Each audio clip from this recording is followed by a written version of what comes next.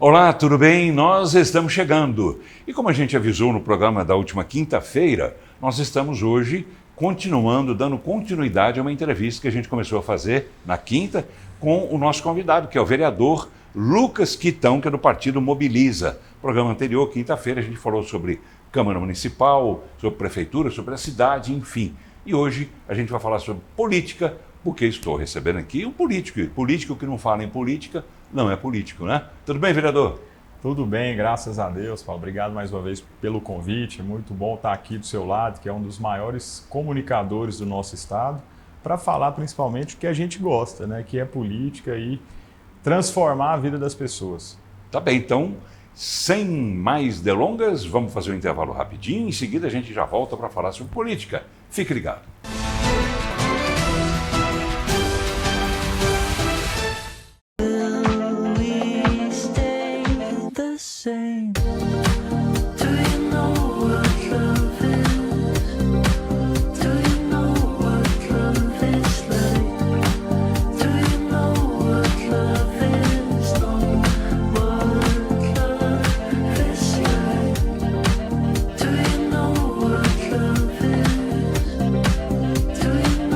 Núcleo Odonto, transformando sorrisos há 49 anos.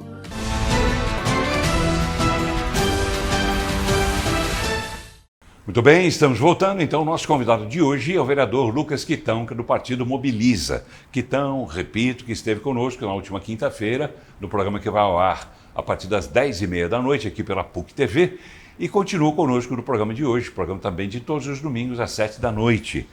Quitão, vereador pelo Partido Mobiliza. Falando então de política, vamos fazer uma linha de raciocínio que vem primeiro de Brasília, porque tudo que acontece lá tem seus reflexos aqui. Ao contrário, é muito difícil que alguma coisa daqui tenha reflexo lá, mas de lá para cá, isso é ponto pacífico. Mas vamos lá, em que medida essa polarização de Lula, Bolsonaro e a entrada de Caiado agora, em que medida essa disputa lá pode interferir na disputa aqui, por exemplo, para o cargo de governador, de deputado estadual, deputado federal também e senador? Em que medida, no sentido de que, como é que serão as composições dos partidos, dos partidos que vão disputar essa eleição aqui em Goiás? Que reflexos podem ser sentidos vindos de lá, de Brasília? Paulo, você lembrou muito bem que essa polarização e a discussão nacional tem um peso, né, nos estados, nos municípios, principalmente quando se fala e lembra que o estado de Goiás é majoritariamente conservador, né, um estado de ideologia de direita muito forte. Então, acho que aqui, principalmente por termos um candidato a presidente da República, né, Ronaldo Caiado, e vale lembrar, Paulo, dos últimos da história recente, o único goiano candidato oficialmente a presidente da República, né? Isso é muito bonito para a gente. Duas vezes, né?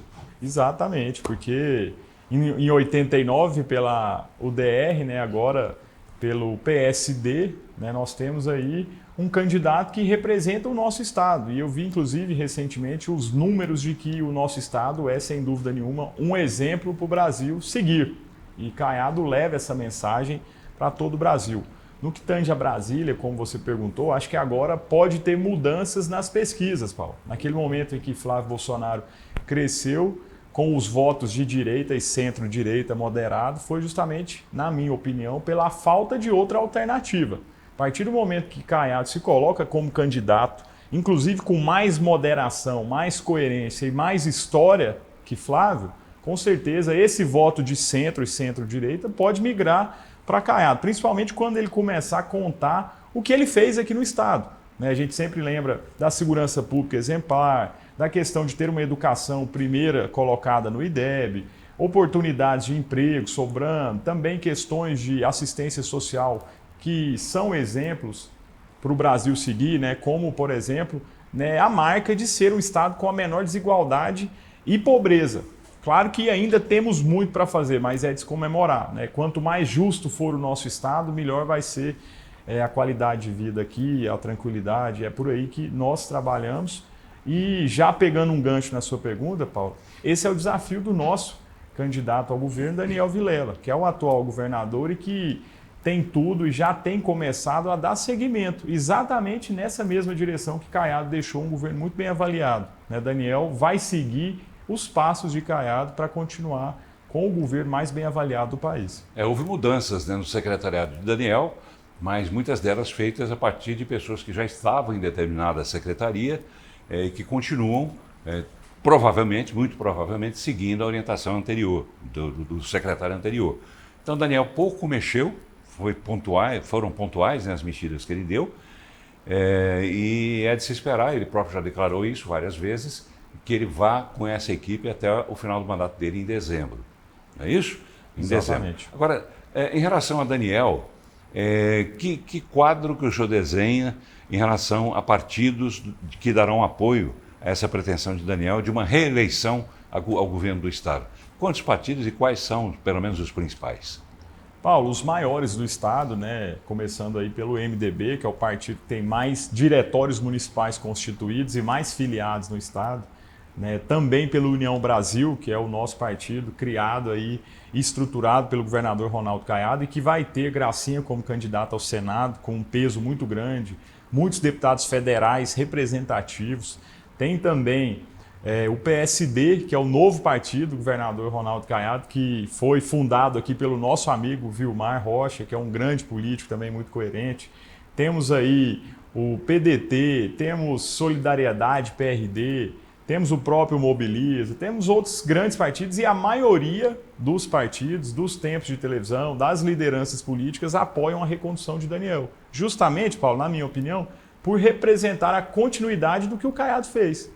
Daniel é a personificação disso. E para melhorar, Daniel, além de jovem, tem um histórico familiar muito bom, né? Veio de Maguito Vilela, de um DNA que fez bem para o Estado. Então, acredito que ele é hoje quem reúne todas as condições de continuar o progresso em Goiás. O progresso no sentido de melhorar a infraestrutura, o progresso de manter o que o Caiado fez de bom e agora avançar, por exemplo, com tecnologia de informação para aumentar ainda mais o cerco contra as facções, contra a criminalidade, né? Para poder evoluir, por exemplo, na questão da educação no nosso estado, que já é referência, Paulo, aqui em estudos minerais, né? Dos minerais raros, que fazem aí a receita necessária para a produção de eletrônicos no mundo todo. Goiás pode ser referência nisso. E a gente pode ganhar muito com isso em geração de emprego, em receitas, em investimento.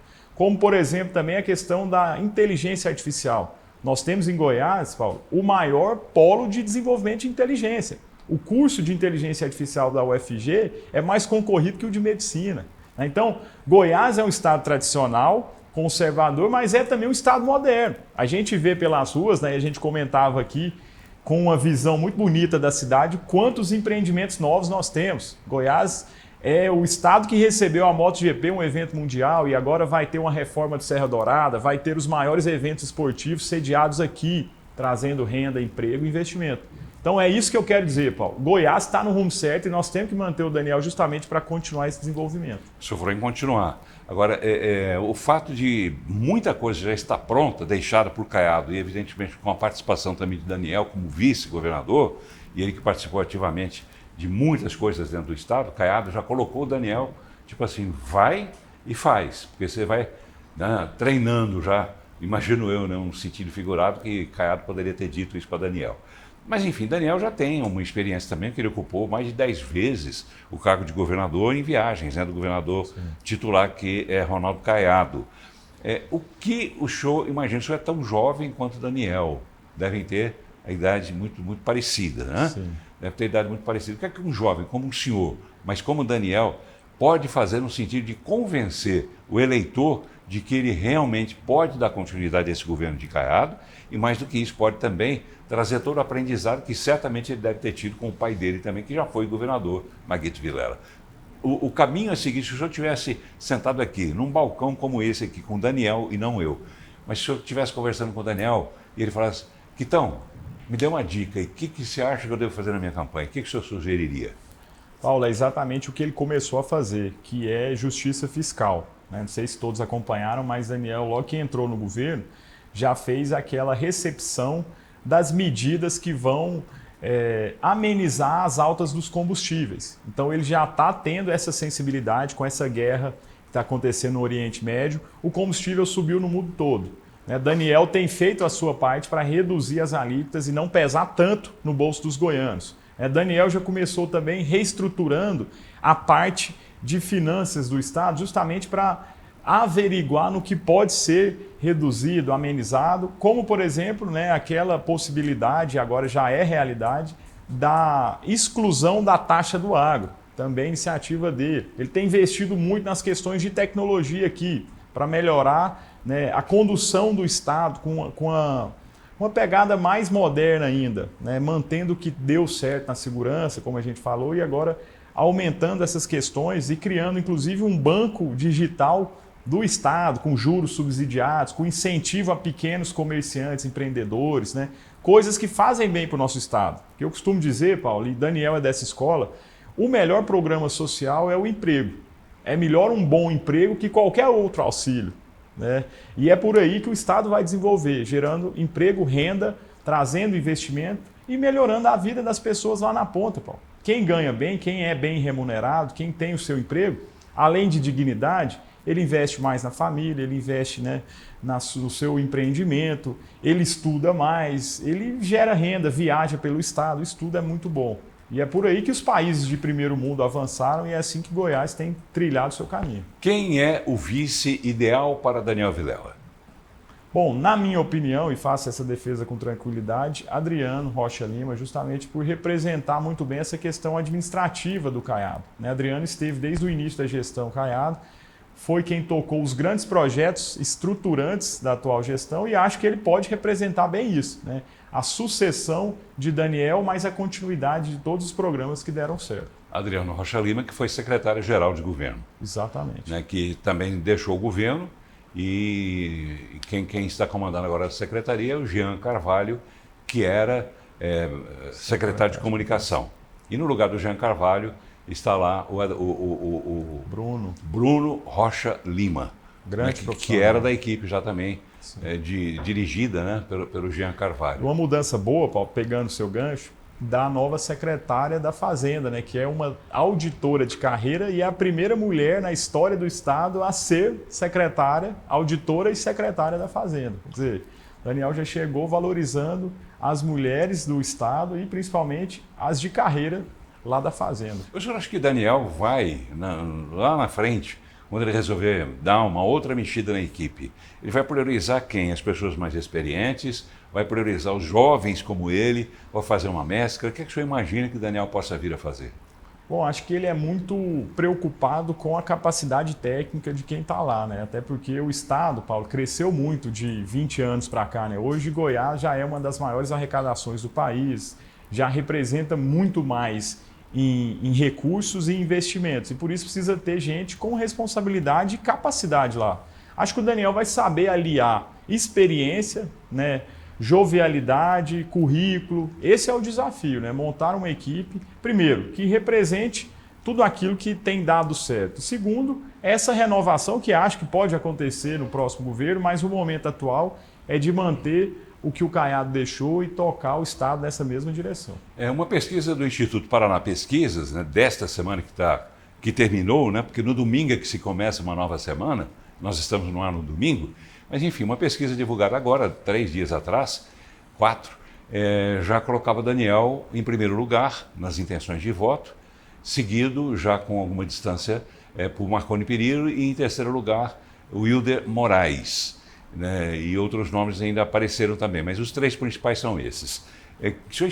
O que é que o senhor espera lá na frente, em outubro, quando se definir a votação, a apuração? Que resultado? Claro que o senhor, sendo apoiador de Daniel, é de se esperar que o senhor vá dizer que Daniel deve ganhar, mas nunca afirmar, porque nós não temos bola de cristal. Sim, ninguém tem bola de cristal. Mas o que o senhor espera dessa movimentação dos outros candidatos também em relação a Daniel? E de Daniel em relação aos outros candidatos? Qual deles preocupa mais? Paulo, você foi muito feliz em dizer assim, a gente sabe como a campanha começa, E ele dá uma largada muito positiva. Os números mostram isso, conforme a última pesquisa que você bem lembrou. E acho que Daniel tem capacidade para sustentar e crescer muito mais. E vou dar um exemplo que é uma avaliação pessoal minha. Daniel é dos outros candidatos à disposição do cidadão goiano o mais capacitado, apesar da idade. Daniel tem mais experiência administrativa que os outros. Daniel foi vereador de Goiânia, Daniel foi deputado estadual, Daniel foi deputado federal, presidiu a CCJ, assumiu o governo várias vezes, se capacitou para estar lá, né?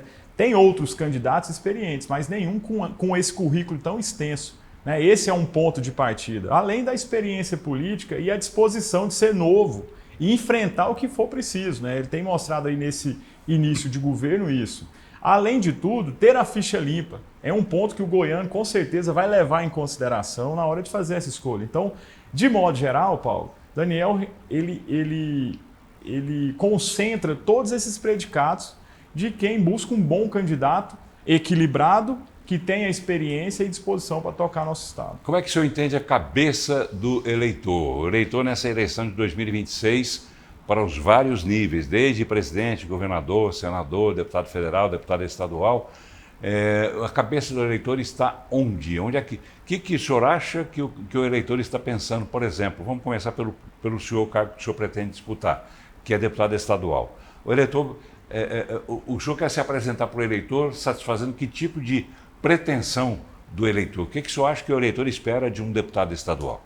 Primeiro, a mudança, a renovação política. Segundo, Paulo, a defesa de Goiânia e região metropolitana. Nós estamos carentes de deputados que defendam de fato a nossa cidade, que conheçam a nossa realidade. Me coloco à disposição depois de 3 mandatos, de muito trabalho aqui em Goiânia e sabendo o que a gente precisa e dos desafios que nós temos pela frente. Transporte, moradia popular, saúde, educação, tecnologia, infraestrutura. Tem muitos desafios e que precisamos ter representantes para brigar por isso. E volto a lembrar aos telespectadores, a Aparecida de Goiânia recebe mais recursos que Goiânia. Os deputados ganham a eleição com o voto do goianiense, mas vão investir em outras cidades. Cidades menores, que eleitoralmente são mais vantajosas para eles. Mas Goiânia, a capital, onde se tem mais problemas e problemas maiores, está ficando refém. Eu estou aqui para defender Goiânia lá na Assembleia. Não tem ninguém na Assembleia que defenda Goiânia? Bom, poucos. E eu até devolvo essa pergunta, Paulo. Quais dos 41 deputados você já viu brigando pela cidade de Goiânia como nós pretendemos fazer? Eu redevolvo a pergunta para o senhor. Bom, eu não conheço nenhum de cabeça. Alguns outros defendem mais estruturas políticas que tiveram, né, na prefeitura do que propriamente a cidade e suas nuances, né, seus detalhes, como é o nosso trabalho. E de um ponto de vista geral, sobre a sua pergunta, Paulo, o eleitor no Estado, na minha opinião, tende a votar para governador em quem for dar continuidade no que deu certo, dar continuidade no governo Caiado. Por isso acredito muito na eleição do Daniel, né, tecnicamente falando. E também no caso da União, pensando Brasil, acho que o eleitor já não está satisfeito com o governo Lula e tende a procurar uma mudança. Essa é a minha interpretação, principalmente por viver em Goiás, onde a gente sabe que o governo Lula não tem feito bem. O governo Lula, por exemplo, e isso é motivo até de uma ação no Supremo Tribunal Federal, não repassa o que é de direito dos goianos na saúde, Paulo. Nós representamos, salvo engano, a 7ª demanda de saúde Brasil e recebemos como se fosse a 13ª.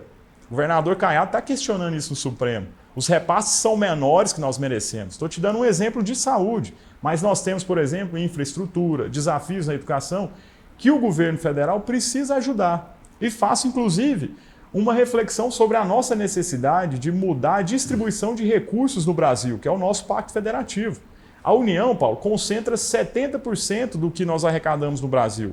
20 e poucos por cento no Estado e menos de 10% nos municípios. Mas é nos municípios e nos estados que as pessoas vivem, que a gente precisa melhorar a iluminação, a coleta, a educação, o atendimento de saúde, a infraestrutura, investimentos em cultura, em esporte, tudo aquilo que a gente sabe que precisa ter para se viver bem. Pois é, mas há muito tempo você fala, né, dessa repactuação, desse novo pacto, né, federativo.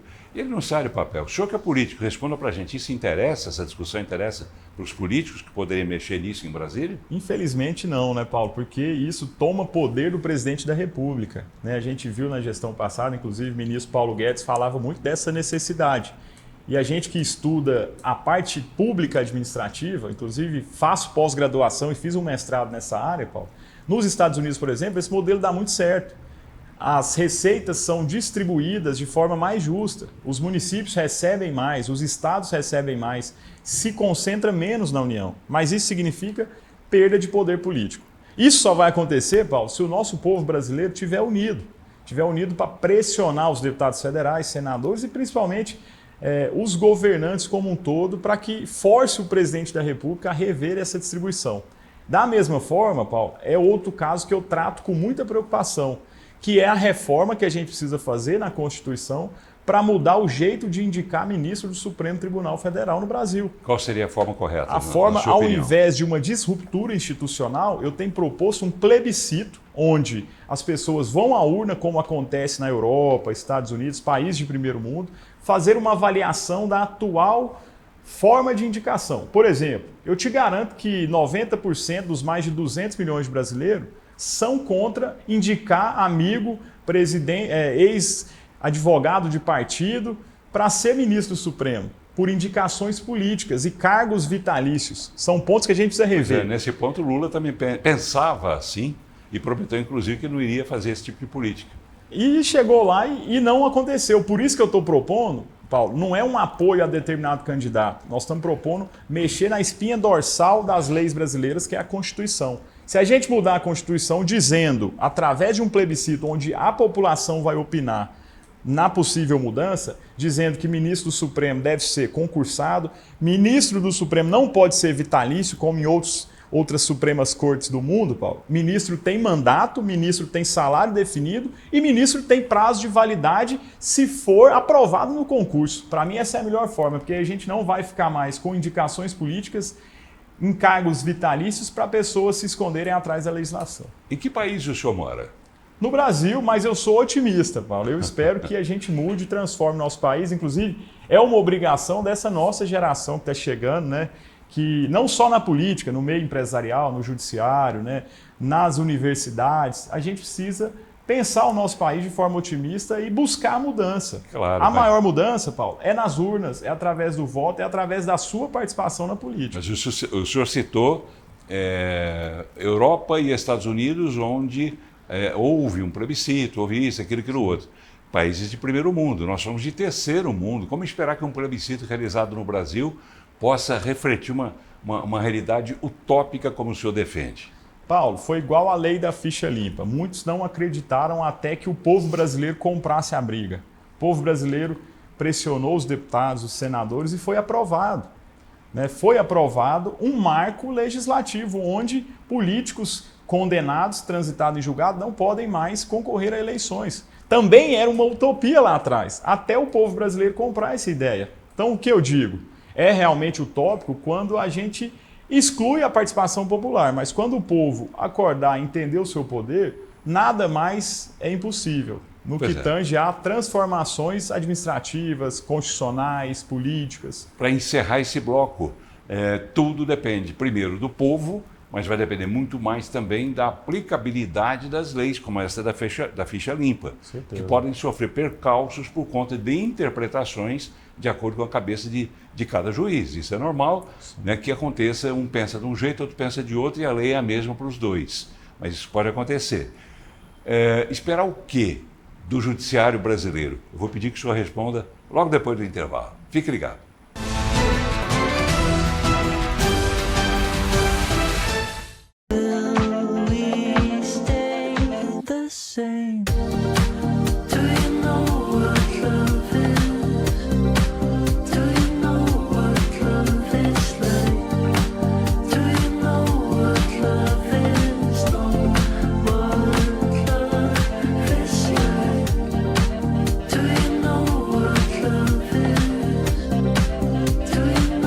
Nucleodonto, transformando sorrisos há 49 anos.